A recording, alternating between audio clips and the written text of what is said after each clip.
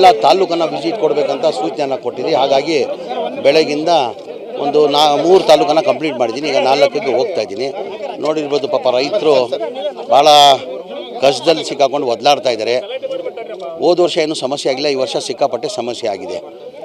ಹಾಗಾಗಿ ರೈತರು ಪಾಪ ಕಷ್ಟ ಸಾಲನೋ ಸೋಲ ತೊಗೊಂಡು ಪಾಪ ಏನೋ ಒಂದು ಇದು ಮಾಡಿದ್ದಾರೆ. ಹಾಗಾಗಿ ಈಗ ಎಲ್ಲ ಕಡೆ ಹೋದರೂ ರೈತರು ಒಂದೇ ಹೇಳೋದು, ನಾವು ಸಾಲ ಸೋಲ ಮಾಡಿಬಿಟ್ಟು ನಾವು 15,000 ಅಂತಾರೆ, ಒಂದು ಎಕರೆಗೆ ಒಂದು 20,000 ಅಂತಾರೆ. ಈ ಥರ ನಮ್ಗೆ ತುಂಬ ನಷ್ಟ ಆಗಿದೆ, ದಯಮಾಡಿ ನಮಗೆ ಪರಿಹಾರ ಸರ್ಕಾರಿ ವತಿಯಿಂದ ಪರಿಹಾರ ಕೊಡಬೇಕಂತ ಇದ್ದಾರೆ. ಭಾಳ ಜನ ಏನಾಗಿದೆ, ಇನ್ಶೂರೆನ್ಸನ್ನು ಮಾಡ್ಕೊಂಡಿದ್ದಾರೆ. ಇನ್ಶೂರೆನ್ಸ್ ಮಾಡ್ಕೊಂಡಿದ್ರೆ ಅವ್ರು 15,000 ಖರ್ಚು ಮಾಡಿದ್ರು ಆ ಇನ್ಶೂರೆನ್ಸಲ್ಲಿ 22,000 ಬರ್ತದೆ. ಅವ್ರಿಗೇನು ಸಮಸ್ಯೆ ಆಗ ಅಂದರೆ ಅವ್ರಿಗೆ ಏನು ಪ್ರಾಫಿಟ್ ಬರಬೇಕಾಗಿದೆ, ಆ ಪ್ರಾಫಿಟ್ ಈ ವರ್ಷ ಬರೋಕ್ಕೆ ಸಾಧ್ಯ ಆಗಿಲ್ಲ, ಮಳೆ ಇಲ್ಲದ ಕಾರಣಕ್ಕೆ. ಭಾಳ ಜನಕ್ಕೆ ಇನ್ಶೂರೆನ್ಸ್ ಇಲ್ಲ, ಅಂಥವ್ರನ್ನ ಸಪ್ರೇಟ್ ಪಟ್ಟಿ ಮಾಡೋಕ್ಕೆ ಹೇಳಿದ್ದೀನಿ. ಏನಕ್ಕೆ ರೈತರಿಗೆ ಗೊತ್ತಿಲ್ಲ ಪಾಪ ಯಾವ ಥರ ಇನ್ಶೂರೆನ್ಸ್ ಮಾಡ್ಕೊಳ್ಳೋಂಥ ಭಾಳಷ್ಟು ರೈತರಿಗೆ ಗೊತ್ತಿಲ್ಲ. ಅವನ್ನೆಲ್ಲ ಪಟ್ಟಿ ಮಾಡೋಕ್ಕೆ ಹೇಳಿದ್ದೀನಿ ನಾನು. ಆ ಪಟ್ಟಿ ಮಾಡಿದ್ರೆ ನಮ್ಮ ಸರ್ಕಾರ ವತಿಯಿಂದ ಮಾನ್ಯ ಮುಖ್ಯಮಂತ್ರಿ ಗಮನಕ್ಕೆ ತಂದು ಅವ್ರು ಸಪ್ರೇಟ್ ಯಾರು ಇನ್ಶೂರೆನ್ಸ್ ಮಾಡ್ಕೊಳ್ಳೋ ಪಾಪ ಅವ್ರಿಗೆ ನಷ್ಟ ಆಗಿದೆ.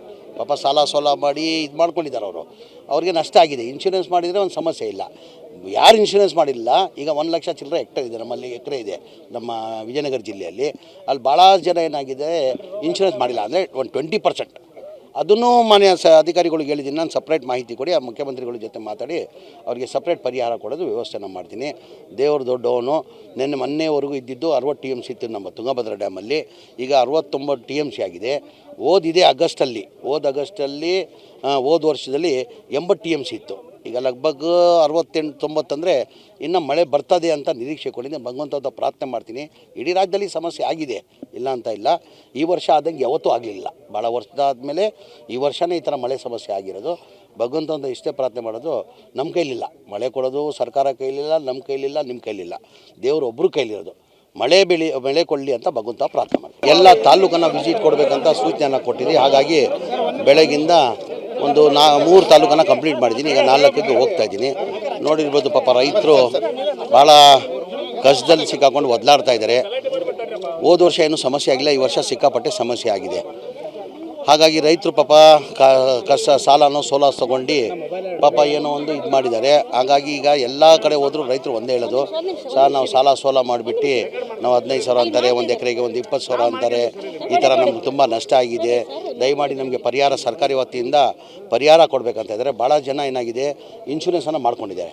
ಇನ್ಶೂರೆನ್ಸ್ ಮಾಡ್ಕೊಂಡಿದ್ರೆ ಅವ್ರು 15,000 ಖರ್ಚು ಮಾಡಿದ್ರು ಆ ಇನ್ಶೂರೆನ್ಸಲ್ಲಿ 22,000 ಬರ್ತದೆ. ಅವ್ರಿಗೇನು ಸಮಸ್ಯೆ ಆಗ ಅಂದರೆ ಅವ್ರಿಗೆ ಏನು ಪ್ರಾಫಿಟ್ ಬರಬೇಕಾಗಿದೆ, ಆ ಪ್ರಾಫಿಟ್ ಈ ವರ್ಷ ಬರೋಕ್ಕೆ ಸಾಧ್ಯ ಆಗಿಲ್ಲ, ಮಳೆ ಇಲ್ಲದ ಕಾರಣಕ್ಕೆ. ಭಾಳ ಜನಕ್ಕೆ ಇನ್ಶೂರೆನ್ಸ್ ಇಲ್ಲ, ಅಂಥವ್ರನ್ನ ಸಪ್ರೇಟ್ ಪಟ್ಟಿ ಮಾಡೋಕ್ಕೆ ಹೇಳಿದ್ದೀನಿ. ಏನಕ್ಕೆ ರೈತರಿಗೆ ಗೊತ್ತಿಲ್ಲ ಪಾಪ ಯಾವ ಥರ ಇನ್ಶೂರೆನ್ಸ್ ಮಾಡ್ಕೊಳ್ಳೋಂಥ ಭಾಳಷ್ಟು ರೈತರಿಗೆ ಗೊತ್ತಿಲ್ಲ. ಅವನ್ನೆಲ್ಲ ಪಟ್ಟಿ ಮಾಡೋಕ್ಕೆ ಹೇಳಿದ್ದೀನಿ ನಾನು. ಆ ಪಟ್ಟಿ ಮಾಡಿದ್ರೆ ನಮ್ಮ ಸರ್ಕಾರ ವತಿಯಿಂದ ಮಾನ್ಯ ಮುಖ್ಯಮಂತ್ರಿ ಗಮನಕ್ಕೆ ತಂದು ಅವ್ರು ಸಪ್ರೇಟ್ ಯಾರು ಇನ್ಶೂರೆನ್ಸ್ ಮಾಡ್ಕೊಳ್ಳೋ ಪಾಪ ಅವ್ರಿಗೆ ನಷ್ಟ ಆಗಿದೆ.